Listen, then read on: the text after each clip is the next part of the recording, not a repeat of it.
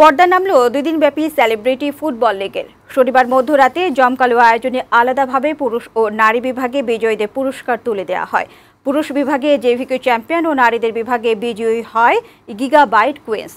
ফরহাদুজ্জামানের প্রতিবেদন।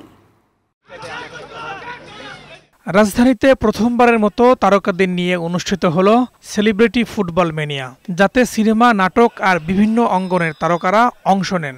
শুক্রবার শুরু হওয়া এই টুর্নামেন্ট শেষ হয় শনিবার মধ্যরাতে। তারকাদের নিয়ে এবার 4টি দল গঠন করা হয়। 25 মিনিটের এই খেলায় প্রতিটি দলে খেলেছেন 5 জন করে তারকা। পুরুষ বিভাগে শনিবার রাতে ফাইনাল খেলে নিউ রুট উইঙ্গার ও জেভিকো চ্যাম্পিয়ন দুটি দল।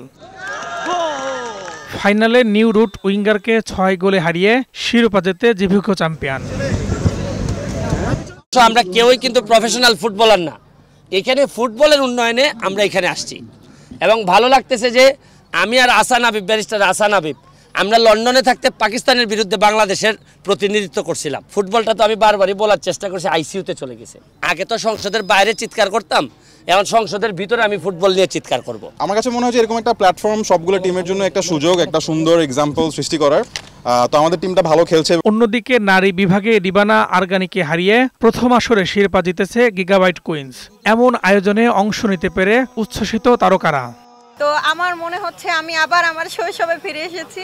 আমি অবশ্য এটা বলতেই হয়, গাছে ওঠা থেকে শুরু করে সবই পারি, কোনো খেলা এখন পর্যন্ত হারিনি। ফুটবল ম্যাচ এভাবে কখনো খেলা হয়নি বা ক্রিকেট ম্যাচও এভাবে খেলা হয়নি, বাট অন্যান্য খেলাধুলা করেছি। পরে বিজয়ী 2 দল ও সেরা খেলোয়াড়দের ট্রফি তুলে দেওয়া হয়। তারকাদের নিয়ে প্রথমবারের মতো এই ফুটবল টুর্নামেন্টের আয়োজন করে উইংস কমিউনিকেশনস। ফরহাদুজ্জামান, বৈশাখী সংবাদ, ঢাকা।